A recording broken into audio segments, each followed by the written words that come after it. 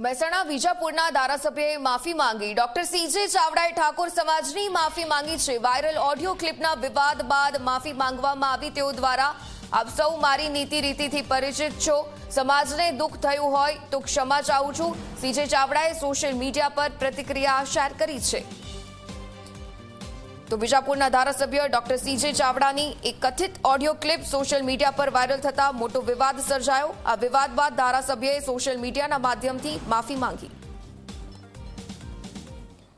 મારા નામે વાયરલ થયેલ કથિત ઓડિયો ક્લિપ ક્યારે બની, કોણે બનાવી તેની સચ્ચાઈ જાણવા તપાસ ચાલુ છે। ક્ષત્રિય ઠાકોર સમાજનું ગૌરવવંતું સ્થાન જન્મથી જ મારા હૃદયમાં છે અને જીવન પર્યંત રહેશે। અને આપ સૌ મારા સ્વભાવ અને નીતિરીતિથી પરિચિત છો। તેમ છતાં ક્ષત્રિય ઠાકોર સમાજને દુઃખ થયેલ હોય તો સાચા હૃદયથી હું આપ સૌ સમાજના મારા ભાઈઓને મારી દિલગીરી વ્યક્ત કરું છું।